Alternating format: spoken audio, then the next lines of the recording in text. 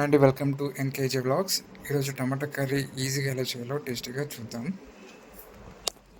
ఇక చూడండి, ఒక ఒక బాణలి తీసుకొని దాంట్లోకి ఒక 3 స్పూన్స్ ఆయిల్ వేసుకొని దాంట్లోకి 2 బిగ్ ఆనియన్స్ హాఫ్ కట్ చేసుకొని వేసేసుకోండి. సిమ్లో పెట్టి చేసుకోండి, హైలో పెట్టుకొని మాడిపోతుంది. ఈ కర్రీ వర్షాకాలం వస్తుంది కదా, చాలా కారం కారంగా చాలా బాగుంటుంది. 5 మినిట్స్లో చేసుకున్నది రైస్కి కానీ చపాతీకి చాలా బాగుంటుంది. ఎవరైనా చేసుకొని చేయొచ్చు. ఇది పిల్లలకి కూడా ఈజీగా చేసి పెట్టచ్చు. టేస్ట్గా రుచిగా చాలా చాలా బాగుంటుంది. 5 మినిట్స్లో అయిపోతుంది. ఇప్పుడు మళ్ళీ వచ్చేసి మనము చిన్న చిన్న టమాటోస్ 6 తీసుకొని దాంట్లోకి బాగా కట్ చేసుకుని దాంట్లో గుమ్మరించేసుకోండి. అవి కూడా బాగా సిమ్లో పెట్టి వేయించేసుకోండి. ఆ తర్వాత వెల్లిపాయలండి ఒక 10-11 ఎల్లిపాయలు తీసేసుకొని దాంట్లోకి ఒక పావు కొబ్బరి, ఇంకొకటి పాముకు కొబ్బరి, జీలకర్ర అన్నీ వేసి మిక్సీకి వేసి ఆ పొడి పక్కన పెట్టేసుకోండి. ఆ తర్వాత మళ్ళీ ఇప్పుడు చూడండి, కొంతసేపు మనం మూత మూసి పెట్టుకున్నాం కదా, ఒక 1 సెకండ్. ఇప్పుడు తీసి చూడండి, మమ్మీ చేసి చూపిస్తుంది. చాలా బాగుంటుంది. చాలా ఇయర్స్ నుంచి చేస్తుంది. మాకు చాలా ఇష్టమైన కర్రీ అనమాట. అన్నంలోకి చపాతీలకు చాలా బాగుంటుంది. ఇప్పుడు మళ్ళీ కొంతసేపు 1 సెకండ్ మూత మూసి పెట్టేసుకోండి. ఆ తర్వాత బాగా దగ్గరికి అయిపోయింది, చూసారా?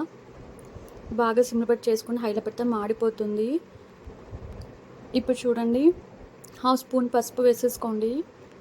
దాంట్లోకి రాళ్ళుప్పు వేసుకోండి. రాళ్ళుప్పు హెల్త్కి చాలా మంచిది. ఇప్పుడు మా మమ్మీ వచ్చేసి 3 స్పూన్స్ కారం వేస్తుంది. మాకు స్పైసీ బట్టి మేము వేసుకుంటున్నాం. మీకు కావాల్సిన తగ్గించుకొని వేసుకోండి. స్పైసీగా ఉంటేనే కారం కారంగా చలికాలంలో చాలా బాగుంటుంది. రెసిపీ అందుకు మా మమ్మీ చేసి చూపిస్తుంది. చాలా బాగుంటుందని. అన్నంలో మీరు ఈ రెసిపీ చేసుకున్న కమెంట్ చేయండి, ఎలా ఉంది నాకు చెప్పండి. నాకు తెలుసు, మీరు చెప్తేనే కదా మాకు తెలిసేది. మీరు చెప్పకుండా మాకు ఎలా తెలుస్తుంది మీరు చేసుకుంటున్నారు లేదా అని.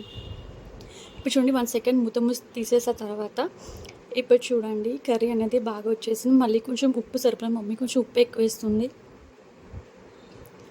ఇప్పుడు బాగా కలిపేసుకోండి. సిమ్లో పెట్టి చూడండి, అడుగు కంటుతుంది కాబట్టి.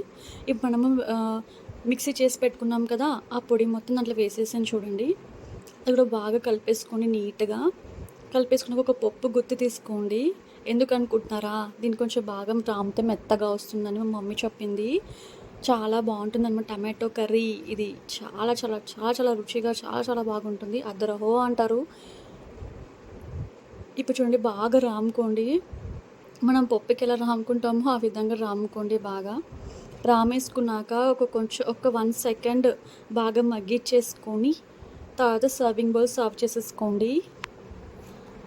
సబ్స్క్రైబ్ చేసుకోండి, మర్చిపోకండి.